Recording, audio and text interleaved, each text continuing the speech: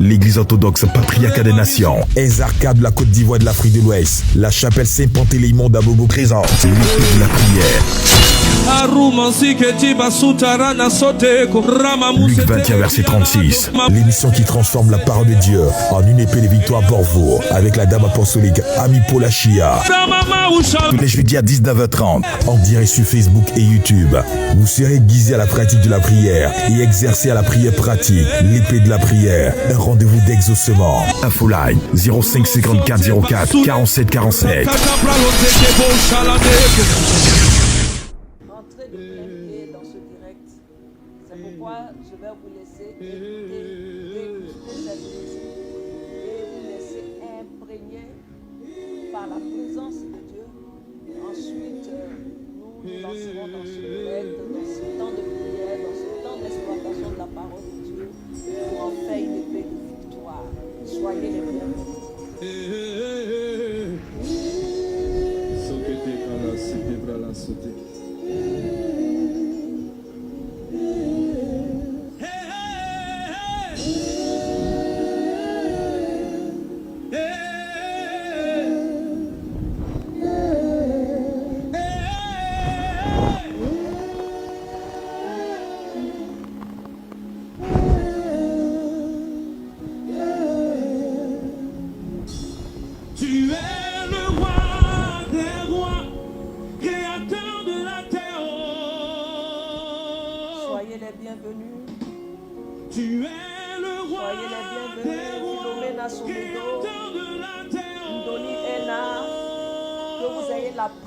Des bénédictions de Dieu également.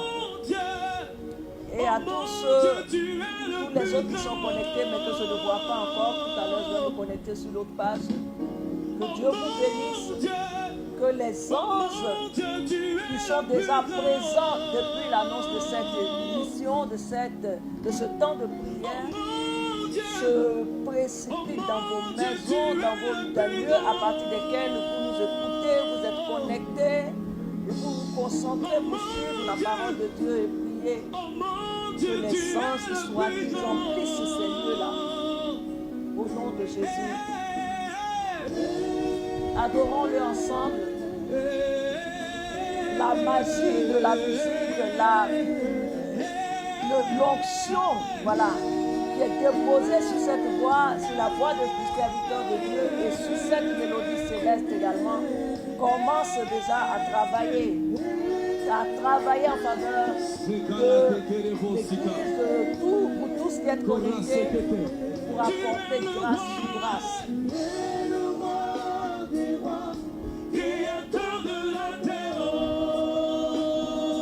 Hortense Bénia, que Dieu te bénisse. Marie-Robert Agbès, que Dieu te bénisse. Les fidèles parmi les fidèles. Que notre Dieu, qui est inséparable de sa fidélité, vous reste davantage fidèle au nom de Jésus-Christ de Nazareth. Il vous attache à lui au nom de Jésus.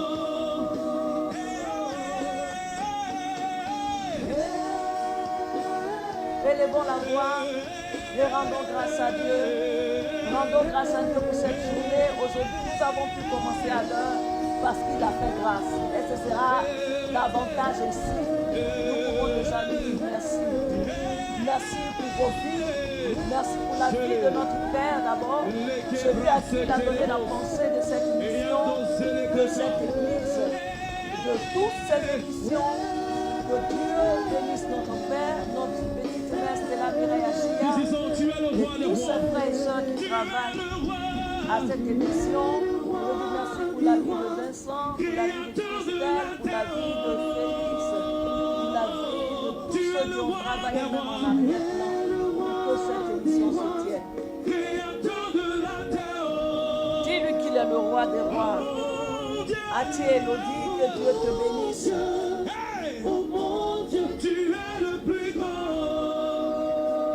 Il insiste pour dire que Dieu est le plus grand.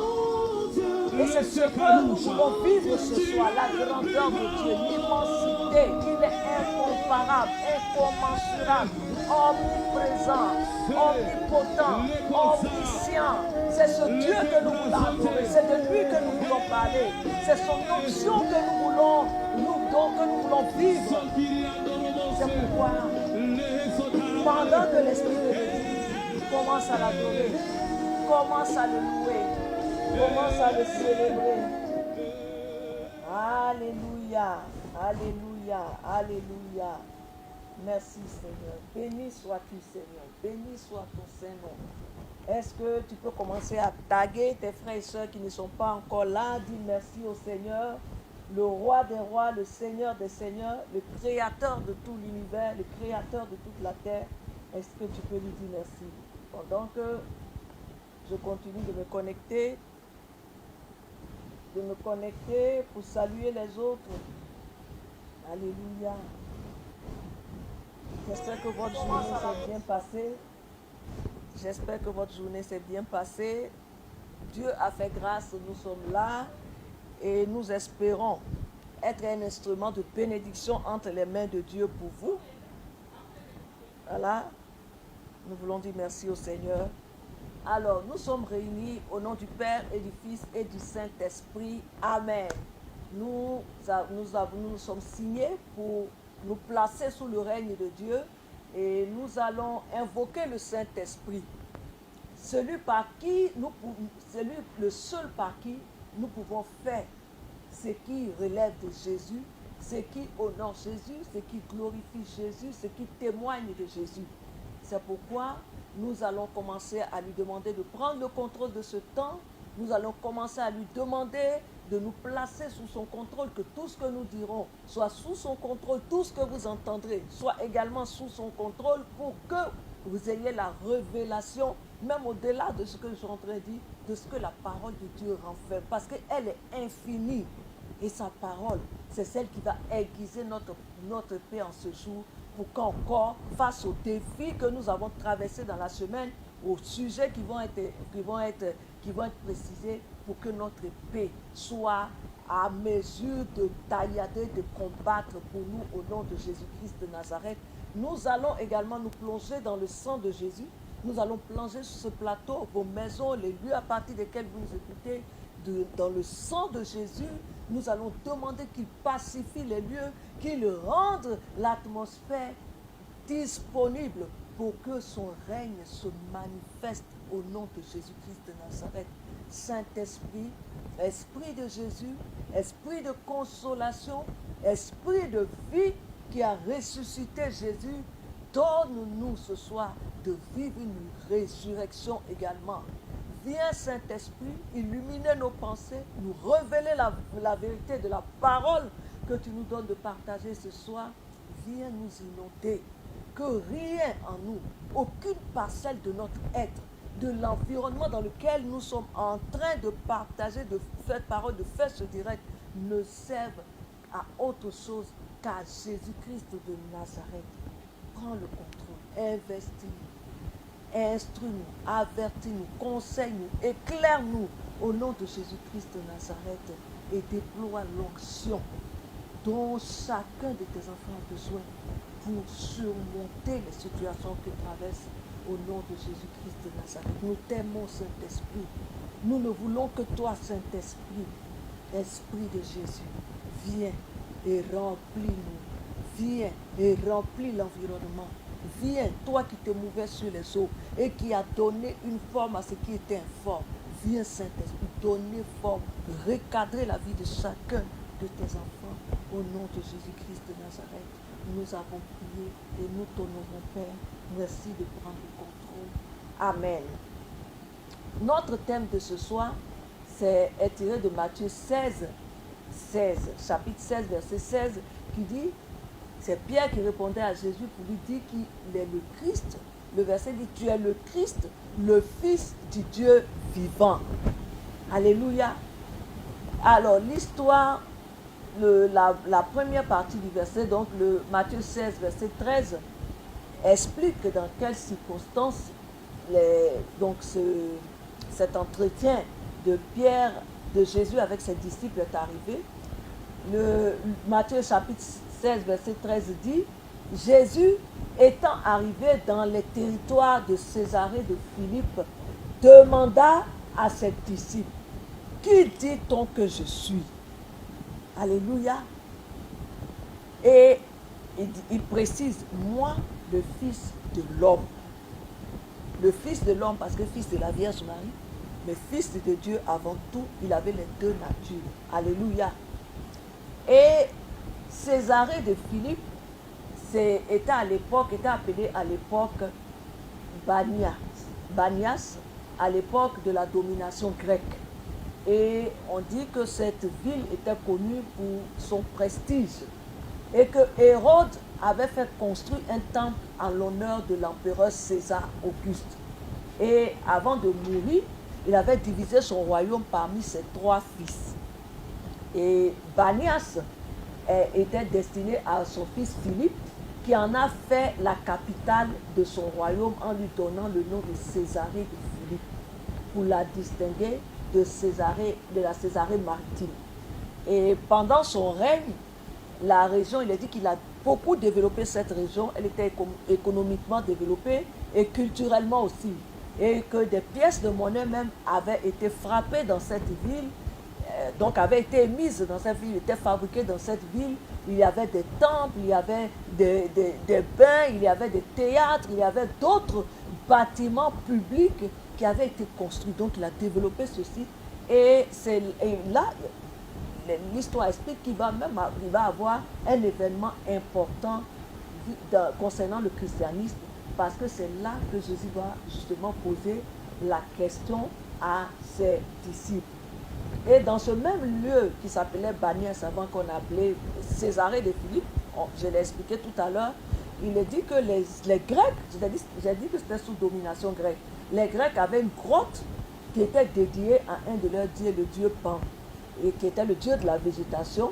Et à côté de ce temple, il y avait une source d'eau, une source de la rivière du Jourdain. Et c'était donc un lieu de culte. Et selon la tradition, c'est la terre où vivait également la femme hémorroïde que Jésus a guérie, c'est-à-dire la femme qui perdait le sang. Donc voici quelques informations relatives à Césarée de Philippe, parce que simplement la scène se déroule là-bas. On a voulu en savoir plus.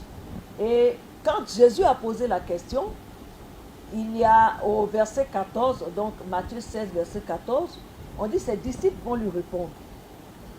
Les uns vont dire qu'il est Jean-Baptiste, les autres vont dire qu'il est Élie, d'autres encore vont dire qu'il est Jérémie, ou l'un des prophètes quelconque qui a vécu là. Et Jésus va leur demander, et vous, au verset 15, leur dit-il, que dites-vous, qui dites-vous que je suis? Et vous, qui dites-vous que je suis? Et il va leur dire, on dit c'est Simon-Pierre qui va répondre, Pierre, donc la tête de fil, qui va dire, tu es le Christ, le Messie, c'est-à-dire le Messie, le Fils du Dieu vivant. Il ne dit pas Dieu tout court, il ajoute vivant dessus. Jésus alors va jubiler de joie en son esprit, et il va répondre à Pierre. J'ai étendu le verset, j'ai pris quelques versets avant, j'ai pris quelques versets après. Il va dire, tu es heureux Simon Pierre, fils de Jonas, car ce ne sont pas la chair et le sang qui t'ont révélé cela, mais c'est mon Père qui est dans les cieux. Et moi je dis que tu es Pierre, et que sur cette pierre je bâtirai mon église, et que les portes du séjour des morts ne prévaudront point contre elle. Je te donnerai les clés du royaume des cieux. Ce que tu lieras sur la terre sera lié dans les cieux, et ce que tu délieras sur la terre sera délié dans les cieux. Alléluia. Moi, je comprends maintenant pourquoi, quand notre Père est en train, pendant le temps de prière, il est en train de parler avec une personne, il dit à cette personne, mais quand tu réponds, quand tu réagis, ça me donne l'envie de prophétiser. Regardez comment la réponse de Pierre a fait prophétiser Jésus en même temps sur sa vie. Alléluia. Mais nous nous souvenons aussi que quand Jésus a rencontré Pierre pour la première fois, par le biais de son frère André, Jésus va le renommer parce qu'il s'appelle Pierre, Simon Pierre. Jésus va dire en Jean 1, verset 42, on dit Jésus va le regarder, il va lui dire, tu es Simon, fils de Jonas, mais tu seras appelé Céphas, ce qui signifie Pierre. Et c'est sur ce Pierre-là qu'il a prophétisé. Alléluia. Donc ce Céphas, qui était Pierre, qui était ce Pierre sur lequel Jésus a prophétisé, le Pierre en tant que prénom, mais la pierre sur laquelle il va édifier son église, c'est ce Pierre qui, sous l'onction du Père, va révéler un pan du voile, il va déclarer cette vérité sur Jésus. Parce que plus tard, Jésus va leur dire de ne pas révéler à quelqu'un parce que c'était une vérité cachée que Pierre a découvert. Donc quand Jésus va dire à Pierre, fils de Jonas, et que ce n'est pas la chair ni le sang qui t'ont révélé cela, il est en même temps en train de dire, il est en même temps en train de paralyser tous les liens de famille démoniaques dans la vie de Pierre. Il est en train de paralyser la lignée multiséculaire démoniaque, les liens de sang, l'influence de cordon ombilical, tout ça, qui peuvent venir influencer, interférer dans la destinée de Pierre. Il a commencé à lier tout cela d'abord, parce qu'il lui dit, tu es Pierre, ce n'est ni la chair ni le sang qui te révèle cela. Or, la chair et le sang, c'est notre lignée biologique, paternelle, maternelle. Et c'est tout autel de sacrifice démoniaque qui prétendra s'élever contre Pierre que Jésus est en train de lier déjà, en l'appelant ainsi et en indiquant cette partie de sa vie. Alors Jésus, qui était en ce moment-là en train de prophétiser sur Pierre, qui était en train de formater Pierre, va porter, et pour que Pierre porte son église, et pour que Pierre gouverne son église, Jésus va lier toutes les réclamations qui vont vouloir s'élever contre Pierre. Alléluia. Donc, Jésus va prophétiser sur Pierre, et pour que Pierre, il va prendre autorité sur toutes les réclamations, sur tous les liens de sang dans la vie de Pierre pour les rendre inopérants contre Pierre. Alléluia. Et toi aussi, toi mon frère, toi ma soeur qui me suis, tu seras délivré ce soir au nom de Jésus-Christ de Nazareth, parce qu'on parle du Dieu vivant. On ne parle pas de quelqu'un qui est mort. Où la vie passe, la mort trépasse. Alléluia. Nous l'avons vu avec l'enfant de la veuve de Naïm.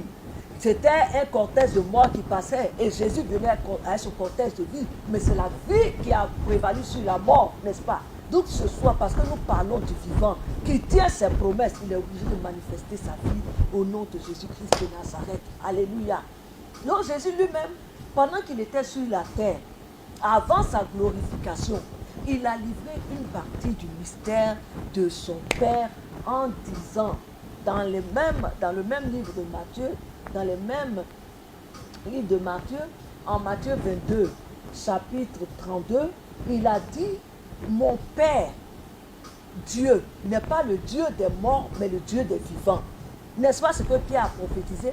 Il a parlé du Dieu vivant. Tu es le Christ, le Fils du Dieu vivant. Et Jésus lui-même l'avait déjà, il a dit en Matthieu 22 également, que son Père est le Dieu des vivants et non pas des morts.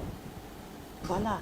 Et Dieu lui-même va emboîter le pas à son Fils, enfin, pas emboîter, il a dit, ça se passe dans l'Ancien Testament, Dieu lui-même l'avait déjà dit. Il a dit dans beaucoup de versets, je n'ai révélé que quelques-uns pour vous, par exemple en Ézéchiel 33, verset 11, où il dit, dis-leur, je suis vivant, dit le Seigneur. En Ézéchiel 15, Ézéchiel 14, le Seigneur n'a pas arrêté de répéter en Nombre 14, Isaïe 49, Jérémie 22, et tout par la bouche de tous ces prophètes, Sophonie, tout ça, le Seigneur n'a pas arrêté de dire cette phrase.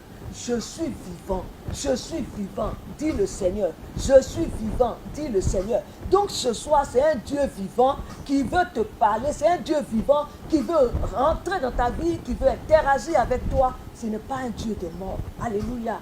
Donc pour revenir à notre texte du jour, Jésus était en train de faire un sautage, n'est-ce pas? Et pas pour connaître sa cote de popularité, comme on le fait ici. Non, ce n'était pas dans ce but, ou pour connaître son audience, ou pour connaître son audimat, ou pour regarder sa page, pour voir combien de personnes connectées il y a, pour voir ces milliers de vues, pour se faire payer par ces réseaux-là, par ces canaux. Non, ce n'était pas pour ça. Mais Jésus, c'est toujours dans le but d'édifier, d'enseigner son peuple, d'enseigner ses disciples. Parce que tout le temps qu'il était avec eux, il les enseignait. Et son sondage avait 2 cibles. Il a demandé d'abord, qui dit-on que je suis, moi le Fils de l'homme? Et ensuite, quand ses disciples ont répondu, il a dit maintenant, et pour vous-même, qui suis-je? Donc il avait 2 cibles. Il avait le peuple, le public. Il posait la question par rapport au public. Ce sont ses disciples qui ont répondu. Et il a posé la question par rapport aux disciples eux-mêmes. Donc pour le premier groupe constitué d'un mélange de croyants et de non-croyants, les disciples ont résumé tout cela pour expliquer comment Jésus était vu par eux. Ils ont dit que c'était comme le précurseur Jean le Baptiste, ou c'était comme Jérémie, ou c'était comme Élie, c'est-à-dire un des prophètes connus dont ils ont entendu parler, dont ils ont vu les signes. Maintenant, Jésus va leur demander ensuite, pour vous, qui suis-je? La question t'est posée aussi, toi mon frère, toi ma soeur. Qui est Jésus pour toi? Donc les disciples n'ont même pas eu le temps de répondre, que Pierre, le premier, a répondu, et il a coupé net, il a arrêté net le sondage, parce que la réponse a fait tressaillir notre Seigneur de joie. Parce qu'il allait chercher dans la révélation de Dieu pour répondre à cette question. Donc, ils vont répondre, c'est là que Pierre va répondre, le verset que nous étudions ce soir, tu es le Christ, c'est-à-dire le Messie, le Fils du Dieu vivant. C'était tellement un secret révélé que Jésus va imposer un silence sur lequel, une vérité qui était sous silence encore, que Pierre allait toucher, que Jésus ne pourra pas se taire. Alléluia. Mais avant cela, et même après, on va dire en marge de ce sondage-là, de ce sondage direct, à travers la réaction des uns et des autres que je vais vous partager tout à l'heure, des uns et des autres dans la Bible, que je vais vous partager tout à l'heure, durant le ministère terrestre de Jésus, ou après, quand Jésus va se révéler après sa résurrection, il y a eu des réactions qu'on pourrait ajouter aux réponses de ce sondage-là, pour compléter le sondage. Et c'est André qui, le premier, en Jean 1, dans le livre de l'évangile de Jean, en Jean 1, verset 41, qui disait aux autres, nous avons trouvé le Messie, ce qui signifie le Christ. Donc André, lui, le voyait comme le Messie. Et il rejoignait déjà Pierre, qui a dit, tu es le Christ, donc le Messie, le Fils du Dieu vivant. Donc le Messie, c'est-à-dire l'envoyé de Dieu, celui qui a reçu l'onction de la part de Dieu, qui est venu apporter le salut au monde. C'est ça le Messie. Donc ils disent, c'est le Christ, le Messie. Et toutes les langues vont traduire, voilà, donc ce Messie-là, en hébreu, on va dire le Mashiach, voilà, et en grec, on va dire Christos, en français, on le désigne le Christ, mais tout cela vous dit qu'il est le Messie, il est le Christ, il est le Fils du Dieu vivant.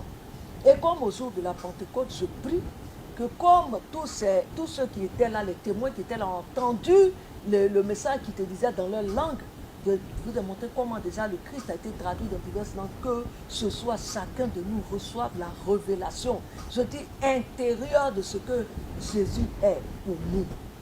Comme ceux-là, chacun de ceux que je vais faire suivre, André qui a dit déjà que lui, il a trouvé le Messie, et il y a eu Philippe, cette fois Philippe, disciple, qui a témoigné, qui a rendu un témoignage de Jésus à Nathanaël, en Jean 1, verset 45, il a dit, ça c'est Philippe qui le dit, nous avons trouvé celui de qui Moïse a écrit dans la loi et dont les prophètes ont parlé, Jésus de Nazareth, fils de Joseph. Après donc André, après Philippe, maintenant c'est Nathanaël qui va reconnaître Jésus ainsi. Il va dire, Rabbi, tu es le Fils de Dieu, tu es le roi d'Israël. Ça c'est en Jean 1, verset 49. Ensuite, en Jean 4, verset 49, c'est la femme samaritaine qui va dire, venez voir un homme qui m'a dit tout ce que j'ai fait. Ne serait-ce pas le Christ? Donc elle aussi, elle est dans le Messie. Elle reconnaît le Messie. Voilà, elle se pose la question de savoir si ce n'est pas lui. Mais elle est partie rendre témoignage de ça. Maintenant, il y a la femme cananéenne, dans Matthieu 15, qui va dire, tout comme Bartimée aussi, en Matthieu 10, qui va dire, Jésus, qui va parler de Jésus en tant qu'il va l'appeler à son secours en disant, fils de David, Jésus, aie pitié de moi. Et en Matthieu 15, c'est Bartimée, lui, qui va... Non, Matthieu 15, j'ai dit Matthieu 15 et Marc 10, qui vont dire successivement, c'est la femme maintenant qui va dire en Matthieu 15, la cananéenne, prends pitié de moi, Seigneur, fils de David, ma fille est tourmentée par un démon. Donc, voici plusieurs personnes qui vont appeler Jésus de différentes manières. Or, les disciples, tout à l'heure, Pierre a dit ce qu'il pensait de Jésus. Maintenant, ils vont le nommer fils de David. Donc, je parle des deux derniers, Bartimée et la cananéenne. Or, David lui-même, dans le livre des Actes des Apôtres, il avait déjà rendu témoignage du Christ. Et c'est ce que Pierre a rappelé dans les Actes des Apôtres, en disant en Acte 2, à partir du verset 29, comme David, lui-même, comme il était prophète, c'est la résurrection du Christ qu'il a prévue et a annoncé, en disant que Jésus ne serait pas abandonné dans le séjour des morts. Déjà, il y a l'idée de vivant qui est là. Qu'il ne serait pas abandonné dans le séjour des morts et que sa chair ne verrait pas la corruption. Et Jean le précurseur va le désigner en Jean 1, verset 29, l'agneau de Dieu. Il va dire, voici l'agneau de Dieu qui ôte le péché du monde. Les témoignages continuent, hein? Le sondage continue. Le sondage, c'est un sondage direct maintenant. Et Jean va rendre le témoignage de lui. Il va dire que j'ai vu l'Esprit Saint descendre sur lui, comme une colombe et s'arrêter sur lui. Et il a dit, celui-ci qui tu verras descendre l'Esprit et s'arrêter, c'est lui qui baptise du Saint-Esprit. Donc c'est Jésus. Et Jean dit, j'ai rendu témoignage qu'il est le Fils de Dieu. Donc pour Jean le précurseur, le Fils de Dieu, c'est lui qui a précédé pour l'annoncer. Et les disciples, il y a deux autres disciples de Jean, le précurseur, qui vont reconnaître Jésus comme le Rabbi. Ils vont dire en Jean 1, verset 37, Rabbi, ce qui signifie le maître. Alléluia, parce qu'ils suivaient Jésus, il a demandé où allez-vous? Ils ont dit Rabbi. Et on dit ça signifie le maître. Et pour les gardes du tombeau, vous vous souvenez quand Jésus est décédé, Jésus est mort, en Matthieu 27, on dit le centenier. Et les autres gardes vont dire assurément cet homme était le Fils de Dieu. Et en Jean 6, versets 10 à 14, pour les 5000 hommes que Jésus avait nourri en multipliant le pain, ils ont dit, celui-ci est vraiment le prophète qui doit venir. Donc il était prophète, il était le Fils de Dieu, il était le Fils de David, il était... Bon. Et Marie-Madeleine, elle, en Jean 20, elle va l'appeler Rabouni, c'est-à-dire maître également. Et les anges, elle va dire plus tard, les anges vont leur apparaître et vont dire que Jésus était vivant. Alléluia.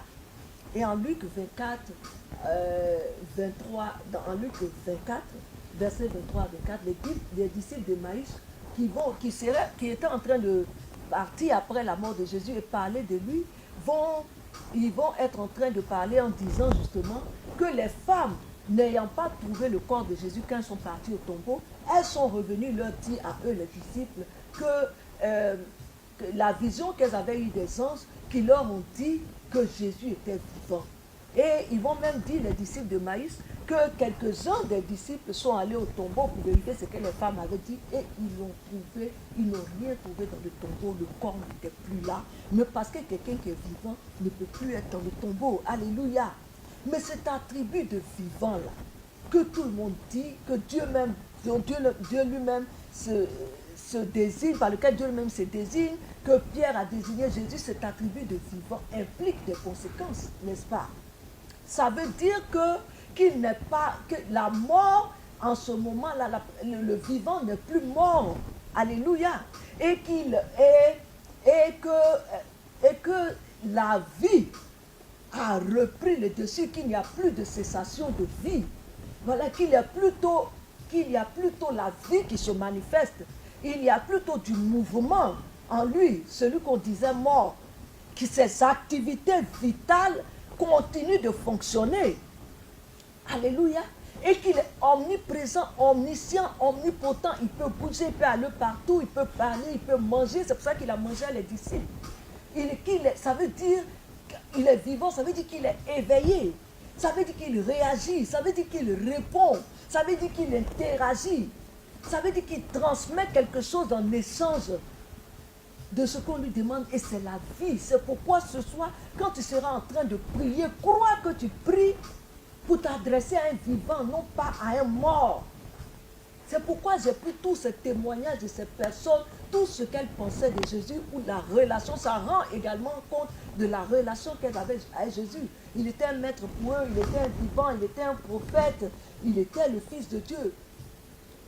Voilà, on dit une femme, la plus belle femme ne peut donner que ce qu'elle a. Et lui, c'est lui qui est vivant, il ne peut donner que la vie.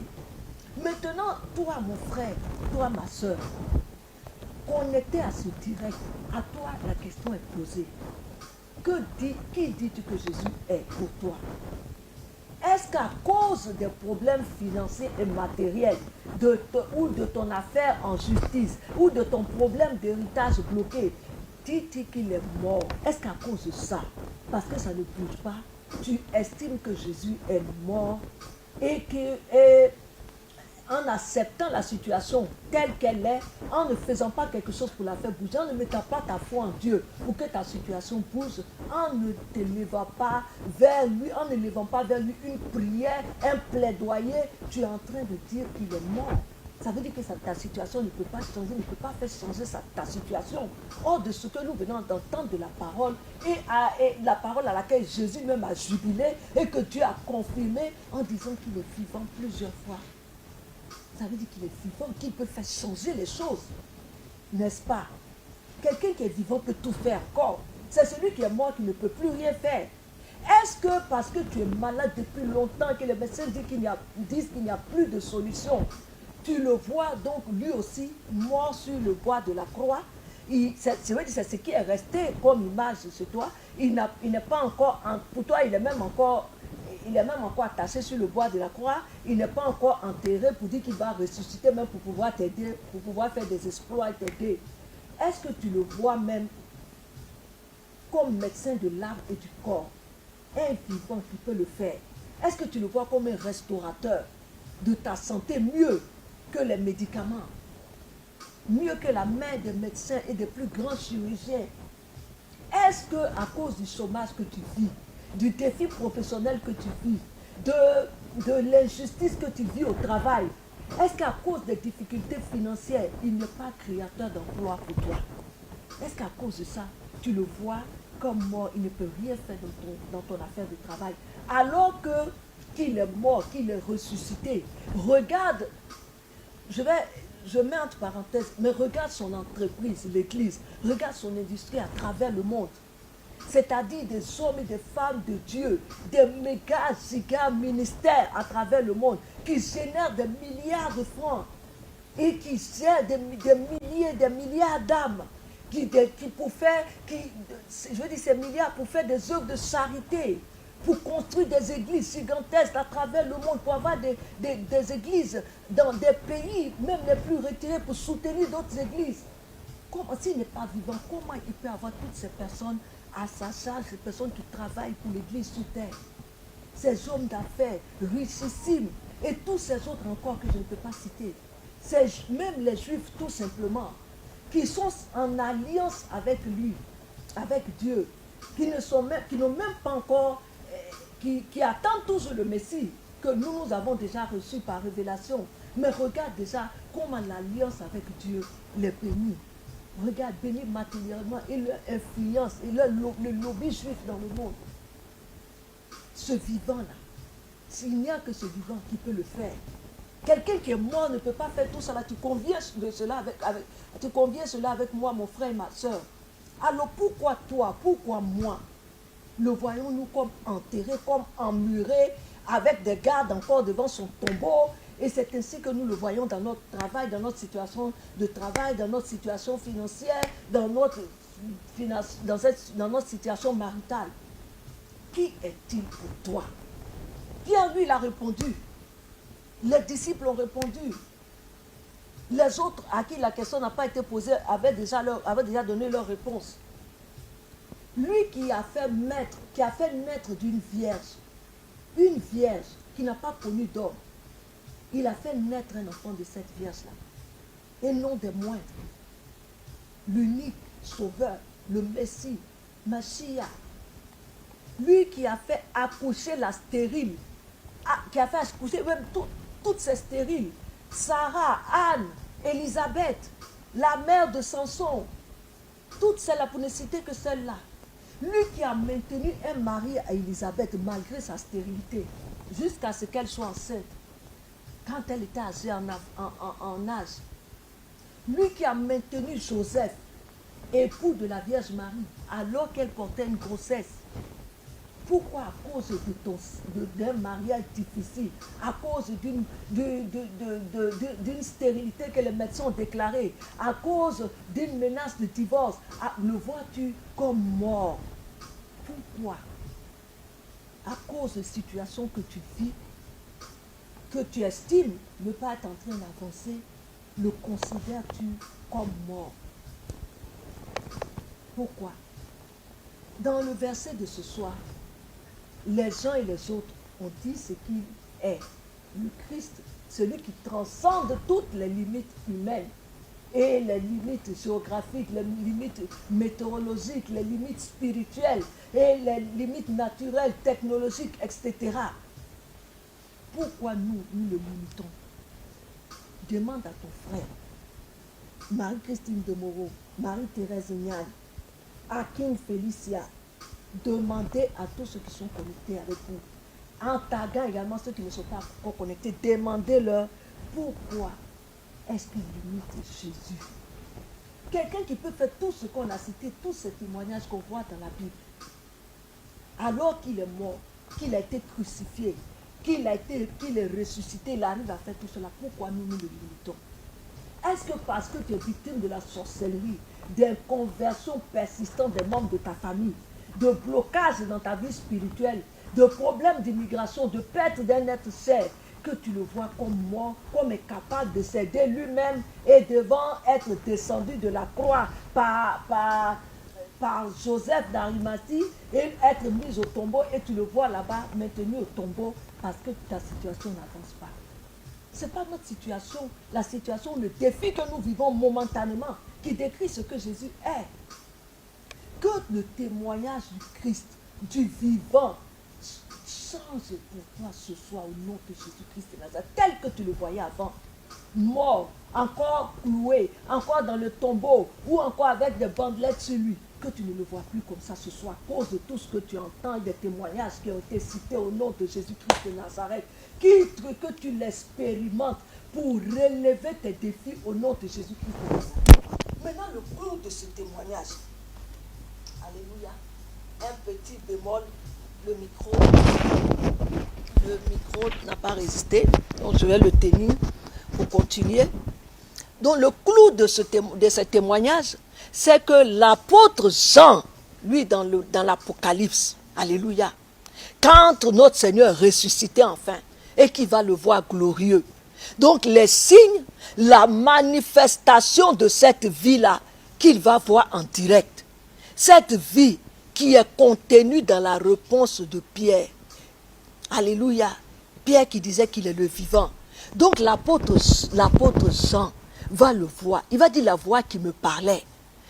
Donc un mort ne peut pas parler. C'est un vivant qui lui parlait.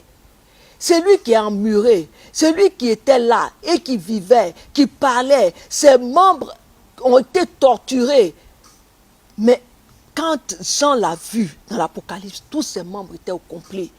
Et son corps était d'un tel éclat Il dit même comme la lumière du soleil. Il a pris une comparaison. Parce que c'est tout ce qu'il pouvait décrire. Il dit sa tête, ses cheveux, sa main, ses pieds, son corps. Il est habillé majestueusement. Et Jésus va lui dire, je suis le premier et le dernier. Et le vivant. Jésus va aller confirmer là encore ce qui s'était dit de son vivant. Et même quand il est passé par la mort, qu'il est ressuscité, il va venir lui dire, je suis le vivant.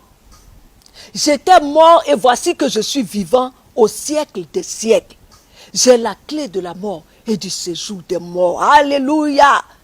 N'est-ce pas ce que Pierre a révélé, que Jésus était le vivant? Il te dit à toi aussi aujourd'hui, et comme il a fait avec les disciples du maïs, pendant que tu es connecté à ce direct et que tu entends les témoignages de toutes ces personnes sur Jésus et surtout de Pierre et de Jean, les mêmes signes de vie dont il est question se déploient pour toi maintenant au nom de Jésus-Christ de Nazareth. Les mêmes signes de vie se déploient pour toi au nom de Jésus-Christ de Nazareth. C'est celui qui est vivant qui peut donner la vie. Oh, ton Seigneur est vivant. Et je te confirme comment il est en train d'agir dans ta vie maintenant. Parce qu'il n'est pas limité. Il est vivant, il est le vivant dont Pierre a parlé et que Jean a vu. Voyez-vous, quand il était encore Jésus, il s'est déplacé vers ceux qui le sollicitaient, n'est-ce pas? Un tel venait le chercher, la foule venait le chercher, la belle-mère de Pierre, l'enfant lunatique, les aveugles, les muets, il allait vers tous ceux-là. Il était dans l'environnement immédiat, il était en contact avec eux. Même quand Lazare est mort, alors qu'il était ailleurs, il a dit qu'il fallait qu'il aille où Lazare était. Il allait où Lazare était pour ordonner que Lazare sorte du tombeau. Il n'a pas traversé l'espace pour venir, depuis là-bas, pour ressusciter Lazare. Non, il est venu sur place. Quand il était Jésus, sur terre, encore moins, il n'est pas resté là-bas pour ressusciter Lazare. Mais il a fallu qu'il se déplace physiquement. Et c'était ça le Jésus, terrestre, humain, sa partie humaine. Et il envoyait, par exemple, quand il ne pouvait pas aller en un endroit, il envoyait, par exemple, ses disciples, 2 à 2. Et il les envoyait, et puis de là où lui il était, il dit, il voyait Satan tomber du ciel. Ses disciples étaient là-bas en train d'agir. Donc ses disciples partaient physiquement. Et même dans le cas de l'enfant de l'officier du roi, en Jean 4, verset 50, ou de la Cananéenne en Matthieu 15, il a eu la présence ou de l'officier romain, ou de la mère même de la jeune fille dans l'environnement de Jésus, devant Jésus. Donc il y a le lien de sang que Jésus a utilisé pendant qu'il était avec eux pour guérir les personnes qui étaient là-bas. Mais dans notre verset d'étude, dans sa position de Christ, de Messie, du vivant, il n'y a pas de limite. Il a œuvré à distance dans tout le livre des Actes des Apôtres, à travers les disciples, jusqu'à aujourd'hui, à travers tous les prédicateurs, les hommes de Dieu que nous voyons, qui opèrent au nom du Christ. Et le miracle s'opère. Les mêmes miracles qu'il faisait quand il était vivant et qu'il se déplaçait vers les personnes physiquement. Et Dieu va dire, Pierre va dire de lui en Acte 2, verset 24, mais Dieu l'a ressuscité en le délivrant des douleurs de la mort, car il n'était pas possible qu'elle le retienne en son pouvoir, la mort. La mort ne peut pas le retenir en son pouvoir. C'est pourquoi c'est avec la vie, à travers sa vie là qu'il agit au travers de ses serviteurs. Alléluia. Dieu l'a ressuscité.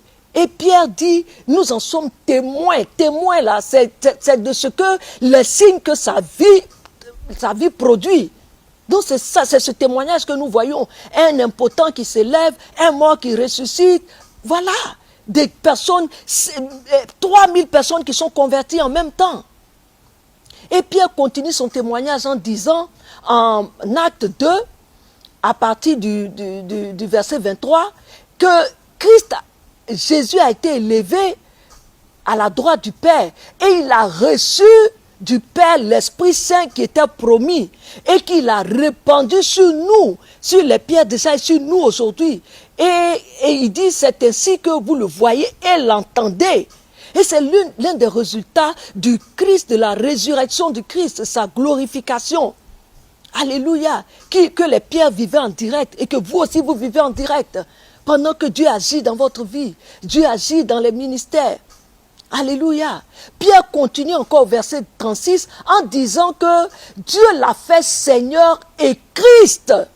Il dit c'est ce Jésus que vous avez crucifié là, que Dieu l'a fait. C'est maintenant que Dieu le fait, qu'il a reçu l'Esprit Saint, que Dieu le fait Seigneur et Christ. Et Christ, Messie. Donc c'est dans sa dimension de Christ là qui n'a pas besoin d'être là physiquement. Il passe à travers le mur, il passe à travers les continents, il passe à travers le ciel, il passe à travers les eaux, il passe partout pour atteindre la personne qui a besoin de lui et la toucher. C'est pourquoi là où tu es dans ta maison, il vient maintenant le vivant. Les attributs de ce vivant se manifestent pour toi au nom de Jésus-Christ de Nazareth. Amen.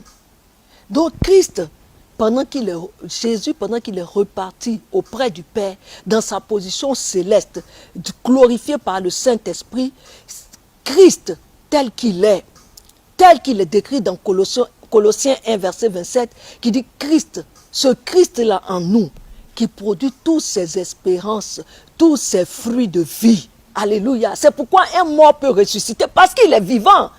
Il ne peut donner que ce qu'il a, la vie. Un mort ne peut pas ressusciter un autre. Alléluia. Donc, ce Christ en nous là, qui est l'espérance de sa gloire aussi dans nos vies, dans tous les aspects de nos vies. Et c'est lui qui est la source de tous ces fruits que nous portons. La sanctification, la conversion, les délivrances, les miracles créateurs. Quelqu'un qui a un organe complètement abîmé, que la médecine ne peut pas sauver. Mais Christ, quand Christ passe par là, l'organe devient neuf comme quand Dieu le créait. Parce que c'est lui qui a créé. Et la vie qu'il a pris pour créer, qu'il a insufflé en nous, elle est encore là. Il peut la déployer quand il veut. C'est pourquoi en Colossiens 1, verset 28, Colossiens 1, verset 28 continue de dire que c'est lui, ce Christ-là, que moi je m'efforce de vous annoncer d'abord déjà pour emboîter le pas à ce verset. Il dit c'est ce Christ-là que nous annonçons, exhortant tout homme et instruisant tout homme en toute sagesse de présenter à Dieu, de se présenter, afin de présenter tout homme à Dieu devenu parfait en Christ. Donc dans notre marche, quand nous entendons la parole qui vient vers nous, c'est pour que nous croissions. Il dit pour être à la stature parfaite de Christ, croître chaque jour par la conversion, par la délivrance, par tout cela pour devenir comme Christ. Et dans les Actes des Apôtres, dès que Pierre a fini d'annoncer donc la parole, il est dit que l'auditoire a reçu la parole. Puisque toi-même qui s'est levé et qui a dit, mais oh frère, que devons-nous faire? Et aussitôt, 3000 personnes ont été converties. C'est un vivant qui peut emmener comme ça la vie sur 3000 personnes en même temps. En même temps, au nom de Jésus. Et il y a eu 3000 convertis. Alléluia. Quelle est la concrétisation du Christ pour nous? Et la conséquence pour toi, la déclinaison pour toi et moi, c'est que tu es caché dans ce Christ-là, comme il est dit en Colossiens 3. Car vous êtes morts et votre vie est cachée avec Christ en Dieu. Toi, j'ai dit si tu ne le croyais pas, tu croyais que tu étais un être humain comme ça. Non. Ce Christ-là, tu es caché en lui et en Dieu. Alléluia. Tu es aussi le temple du Dieu saint. Tu es le temple du Saint-Esprit. Le Saint-Esprit habite en toi parce que tu es le temple de Dieu. Oh Jésus, au niveau Christ, tu es son temple. Tu es le temple du Christ. Tu n'es pas n'importe qui. Alléluia. Et en Romains 8, verset 10, il dit, et si Christ est en nous, la parole dit, et si Christ est en vous, le corps, il est vrai, est mort à cause du péché. Le péché adamique a fait mourir le corps. Mais l'esprit est vie à cause de la justice par Christ. Christ est notre justice parce que c'est lui qui a payé, qui a porté tous nos péchés pour être crucifié à la croix. Pour que nos péchés passent en lui et que nous soyons justifiés devant le Père. Il n'y a rien d'autre qui peut nous justifier, c'est son sang qui nous justifie. Donc imagine un peu la créature glorieuse que tu es. Imagine un peu. Goni Aka Gisèle, regarde, Marlène Kwasi, Marie-Thérèse Niagne, Moya Masline Godi. Imagine la créature glorieuse que tu es. Parce que ce Christ l'a ressuscité dans sa position de Christ. Il dit tu es caché en lui. Alléluia. Donc quels que soient les soubresauts qui viennent vers toi, quels que soient les défis que tu vis, sois digne, reste digne, comme quelqu'un a l'habitude de le dire. Reste digne. Et dans ta prière, en fléchissant le genou, en élevant un plaidoyer vers Dieu, et en sortant la tête haute comme Anne, parce que tu sais que l'accomplissement est en train de se dérouler. Les autres vont voir cela et vont croire en ton Dieu. Et Dieu, pour ne pas gâter son nom, il ne va pas laisser les choses ainsi. Il va exaucer ta prière, si elle est bonne pour toi. Alléluia. Donc, si tu te tiens réellement dans cette position de Christ-là, Christ, Messie, ressuscité, vivant, Fils du Dieu vivant, Dieu lui-même vivant. Donc il n'y a que la vie dans cette lignée généalogique dont tu es issu là. Il n'y a que la vie, le Dieu lui-même il est vivant, le Christ il est vivant, le Saint-Esprit est l'esprit de vie. C'est lui qui a ressuscité Christ d'entre les morts. Et puis tu es de cette descendance-là. Donc tu es vivant. Donc si tu te tiens dans cette position de Christ, sans sortir de temps en temps pour aller chercher des solutions dans le monde, pour aller flirter avec le monde, qui vont te faire perdre ton immunité diplomatique, ton immunité du royaume, ton immunité céleste. Si tu respectes vraiment les règles, la loi de Dieu, et je nous ai expliqué que la loi de Dieu est une loi de vie. Tout ce que Dieu donne comme loi, c'est pour nous rapprocher de lui, c'est pour que nous soyons gagnants. Donc si tu ne sors pas de ta position en Christ, là, l'ennemi ne peut pas t'atteindre. Il ne peut pas atteindre ton mariage. Il ne peut pas bloquer ton travail. Il ne peut pas bloquer la délivrance de tes documents d'immigration. Il ne peut pas bloquer la conversion de ton enfant. Il ne peut pas bloquer la conversion de ton mari. Ce n'est pas possible. Est-ce que tu es d'accord avec moi? Et tu reconnais que c'est parce que nous-mêmes, on sort de temps en temps pour aller, on croit qu'on s'en va se rafraîchir, mais on s'en va se faire enfumer et puis se faire voir. Romains 6, verset 4 dit, nous avons été ensevelis avec lui par le baptême en sa mort, afin que comme Christ est ressuscité des morts pour la gloire de Dieu, de même nous aussi, nous marchions en nouveauté de vie. Donc c'est cette démarche-là, ne pas sortir de la position de Christ-là. C'est celle-là qu'il nous faut maintenir. Nous marchons en nouveauté de vie. Marchons en nouveauté de vie. Alléluia. Raymond quoi? Marche en nouveauté de vie. Marie-Robert Acquès, marche en nouveauté de vie. Marchons en nouveauté de vie. J'ai fini d'expliquer. Maintenant, nous allons prier. J'ai dit, tag ceux qui ne sont pas encore là. Dis-leur, c'est l'heure de la prière. C'est l'heure de la prière. C'est l'heure où nous allons lever l'épée. Vous êtes les épéistes, ceux qui tiennent l'épée de Dieu. Alléluia. Et à cause du fait que vous vous exercez chaque fois ici à la prière, il y a un ange qui est affecté à cela. Alléluia, qui va travailler avec vous. Il suffit que vous rentriez dans ce temps simplement. Et puis l'ange va se manifester. Les anges sont exécutants de la parole de Dieu. Oh, notre épée, c'est la parole de Dieu. Donc forcément, ils vont exécuter. La parole de Dieu les fait bouger. En Isaïe 28, verset 18, la parole dit, votre alliance avec la mort sera détruite. On parle tout le long de ces versets que nous avons étudiés. Nous avons parlé du vivant. Nous avons parlé du vivant. Donc, ce qui est le contraire de la vie et qui nous fatigue chaque jour, c'est la mort. Et ce verset dit que ton alliance aujourd'hui avec la mort, ton alliance est brisée. Est-ce que tu peux dire amen à cette parole? Et il dit, votre pacte avec le séjour des morts ne subsistera plus. Si tu es d'accord avec cette parole, dis amen. Et nous allons prier. Tu vas lever, tu vas dresser ton épée. Alléluia. Tu vas dire avec moi, oh Dieu, Dieu vivant, qui veut que le pécheur ne meure point, mais renonce à son péché et se convertisse et vive. Tu veux que le pécheur vive, qu'il ne meure pas, parce que tu es venu pour apporter la vie. Seigneur, je te demande pardon pour tous les péchés qui m'ont fait tisser une alliance avec la mort. En ne le sachant pas, ou même en connaissance de cause, je te demande pardon. Seigneur, je reviens à toi. Je plaide le sang de Jésus. Purifie-moi et sauve-moi. Et tu vas continuer en priant ainsi.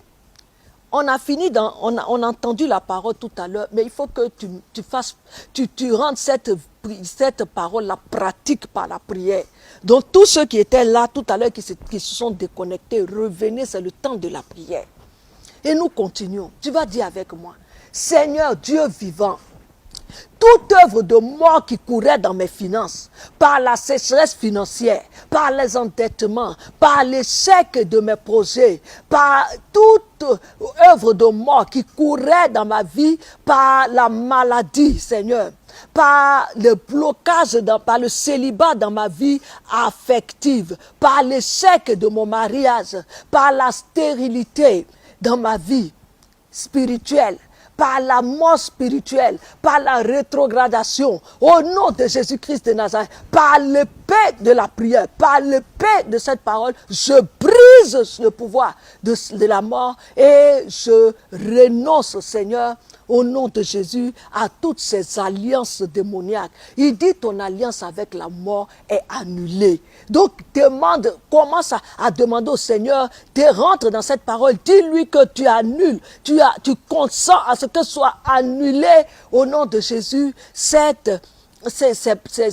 alliances démoniaques et ces alliances de mort. Pour qu'un pacte soit annulé, il faut que les deux parties soient d'accord. C'est pourquoi donne ton accord à Dieu, dis aux anges qui exécutent la parole, cette parole qu'on vient de lire, que tu es d'accord. Dis, je suis d'accord pour annuler tout pacte avec la mort, toute alliance avec la mort, toute parole que j'avais donnée qui a été prise comme un sceau pour valider la mort sur ma vie. Je renonce à tout cela au nom de Jésus-Christ de Nazareth. Et nous prions encore. Tu vas dire avec moi, Seigneur Dieu vivant, la mort que j'avais appelée par les propos de ma bouche, par des pensées de désespoir, par des pensées de mort, de suicide et même des tentatives de suicide, par des pensées de peur que j'ai laissé infiltrer à moi, désamorce-les au nom de Jésus-Christ de Nazareth. Je renverse ces pensées, je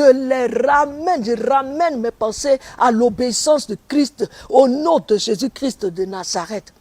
Pendant que je citais sur ce point de prière, je parlais de l'esprit de suicide. Je veux particulièrement confier une personne au Seigneur qui a traversé des périodes tellement difficiles que l'idée que tu n'es pas passé à l'acte, mais la pensée de suicide t'a traversé l'esprit. Je plaide la miséricorde de Dieu sur toi. Je plaide parce que nous péchons en pensée. Donc le fait de l'avoir pensé, même si je ne peux pas dire la force n'est pas venue, la faiblesse n'est pas montée au point que tu sois passé à l'acte.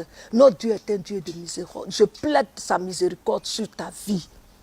Pour que cette pensée que tu as eu, déjà le sang de Jésus efface cela de ta mémoire, remonte jusqu'à la source d'un lien ou d'un pacte ou d'un contrat qui a pu susciter cela en toi. Si c'est un lien de famille, si c'est déjà arrivé dans ta famille, si des personnes ont déjà été touchés par ce fléau de dépression qui a voulu les pousser jusqu'au suicide ou même qui sont passés à l'acte, je brise cette malédiction au nom de Jésus-Christ de Nazareth et je commande maintenant que le vivant, la vie maintenant de Dieu repose sur toi pour que plus jamais l'idée de suicide qui est l'œuvre de la mort ne puisse entrer dans ta vie. Je ferme cette porte spirituelle au nom de Jésus-Christ de Nazareth. Amen. Et nous continuons notre prière.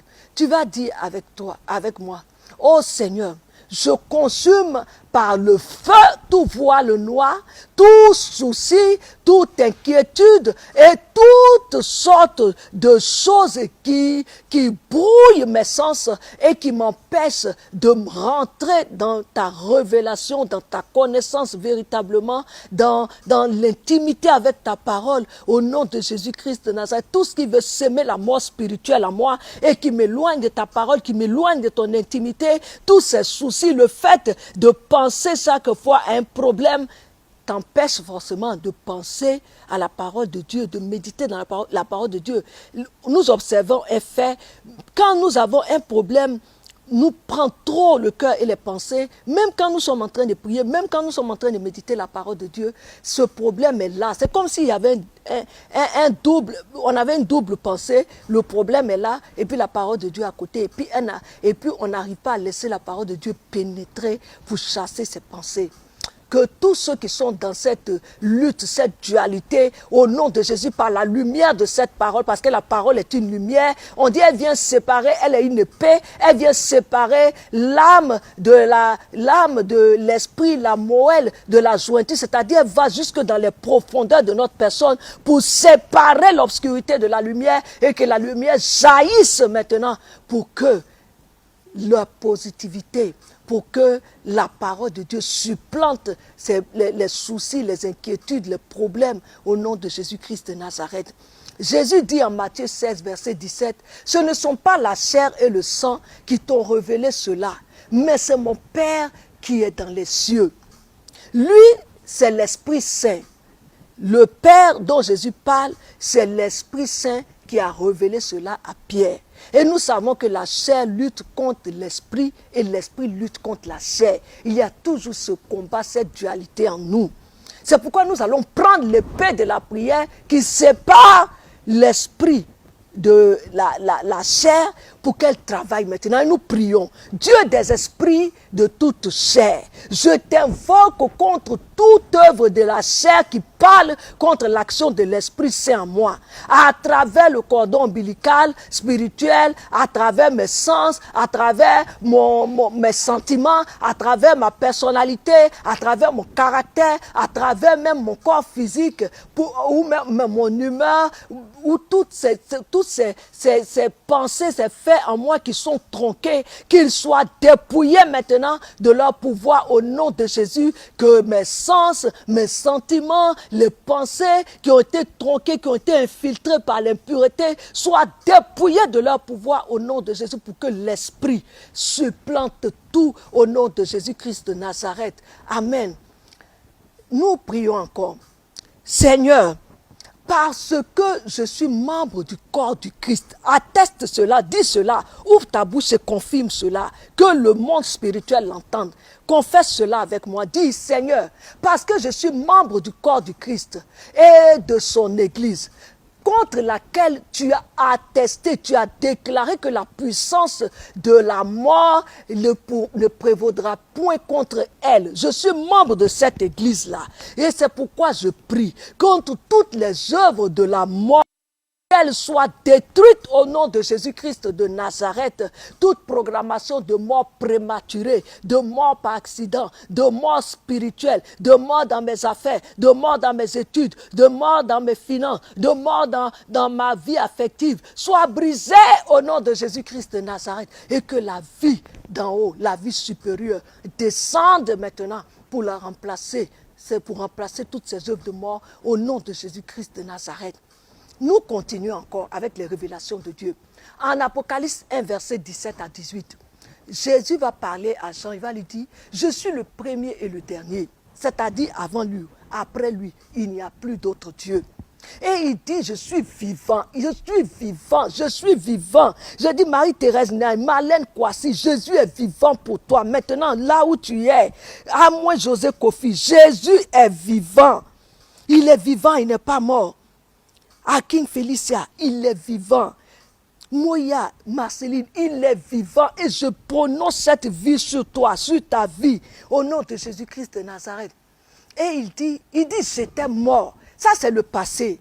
Mais il dit, voici, maintenant, actuellement, pendant qu'on est en train de faire ce direct, pendant qu'il parlait à Pierre, et demain même au-delà de nous, il dit, je suis vivant au siècle des siècles, sans fin. Je suis vivant, il n'y a pas de fin. Et puis il dit maintenant, et nous allons prier, nous allons dire maintenant, que tu es éternellement vivant, Seigneur, qu'aucune limite ne peut t'arrêter. Après avoir fini avec la mort et tout son cortège, par le pouvoir que tu as d'ouvrir sans que personne ne puisse fermer, par tes clés. Je prends tes clés, Seigneur. Je prends tes clés. Les clés, tu dis, tu donnes des clés à Pierre, des clés à Pierre pour qu'il puisse ouvrir les clés du royaume des cieux, du royaume dont je suis, Seigneur, habitante. Pendant mon pèlerinage sur cette terre, je saisis ces clés, comme tu les as données à Pierre aussi pendant qu'il était sur cette terre. J'ouvre tout cadenas, j'ouvre toute porte, j'ouvre toute case, j'ouvre tout lieu de mort qui me retenait pour qu'il me laisse partir. Et je commande, Seigneur, comme tu as dit, oh Seigneur, à Pharaon, de laisser partir ton peuple, qu'il laisse partir tes enfants qui sont connectés, qui te prient en ce moment, que la mort et toutes ses œuvres les laissent partir au nom de Jésus-Christ de Nazareth, pour qu'ils aillent rentrer dans leur bénédiction au nom de Jésus-Christ de Nazareth, et qu'ils soient, eux, source de bénédiction également, et que leur témoignage suscite des milliers et des milliers de conversions au nom de Jésus-Christ de Nazareth. Et le Seigneur Jésus, en prophétie directe sur Pierre, va lui dire, je te donne les clés du royaume des cieux. Ce que tu liras sur cette terre sera lié dans les cieux.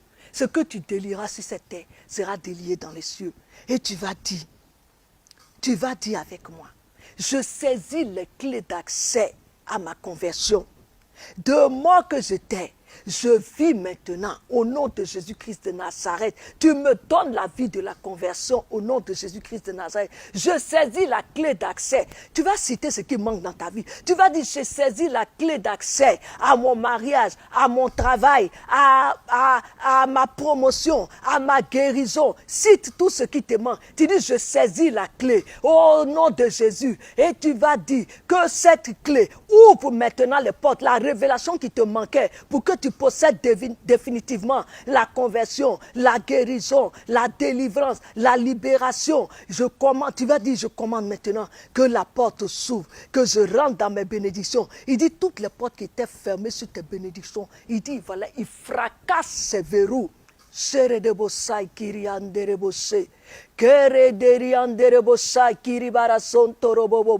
soient fracassés tous les verrous qui étaient fermés sur vos portes de bénédiction, sur vos portes de bénédiction, que vous ayez accès à vos bénédictions au nom de Jésus-Christ de Nazareth. Et tu dis avec moi encore, la clé pour moi, c'est l'illumination, Seigneur, que tu me donnes, l'orientation prophétique qui te donne. Toi qui avais besoin d'une révélation, d'une illumination, d'un éclairage, voilà. Tu avais besoin d'un éclairage sur un sujet pour lequel tu priais.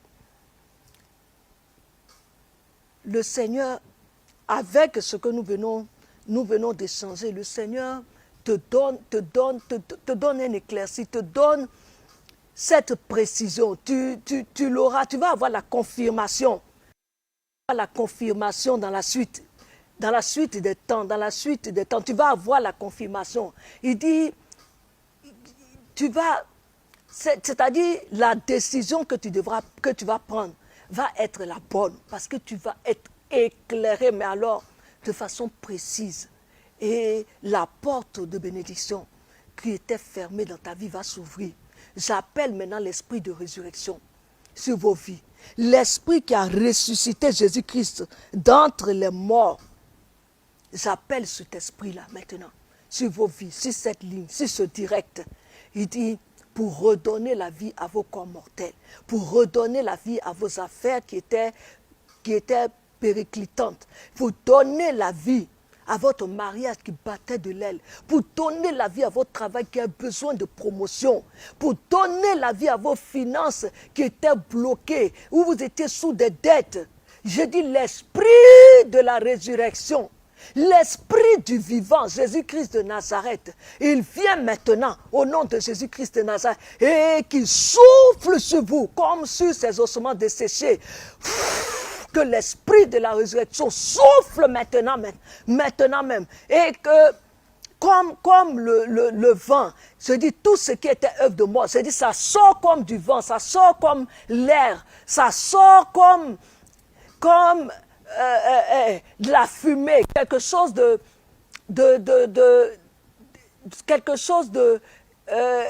comme la fumée, comme de l'air.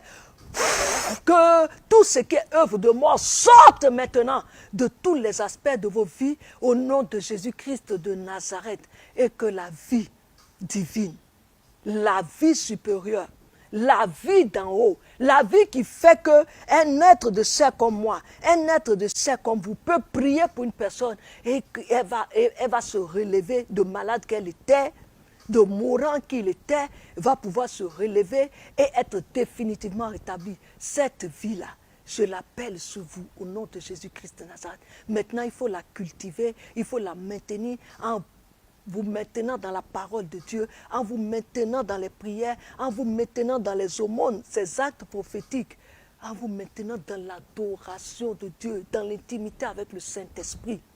Alléluia. Pour aujourd'hui, nous avons fini et je veux sceller tout ce que vous avez reçu comme bénédiction dans le sang de Jésus, garantir les fruits de ce temps de prière dans vos vies par le sang de Jésus et qu'au-delà de vous, les membres de vos familles qui vous sont chers et que vous avez recommandé pendant ce temps de prière, qu'elles soient également rejointes par l'onction de Dieu, l'onction du vivant, l'onction de la vie, que rien ne peut arrêter. Au nom de Jésus-Christ de Nazareth, je vous dis merci d'avoir partagé, d'avoir fait œuvre d'évangélisation. Nous nous retrouvons dans une semaine, mais d'ici là, maintenez votre épée allumée et que la lumière du Christ éclaire vos pas au nom de Jésus-Christ de Nazareth, sa parole et sa lumière. Au nom du Père et du Fils et du Saint-Esprit. Amen. L'église orthodoxe patriarcat des nations, Ezarka de la Côte d'Ivoire de l'Afrique de l'Ouest, la chapelle Saint-Panthélémon d'Abobo présente l'épée de la prière. Luc 21 verset 36, l'émission qui transforme la parole de Dieu en une épée de victoire pour vous, avec la dame apostolique Ami Polachia. Tous les jeudis à 19h30, en direct sur Facebook et YouTube.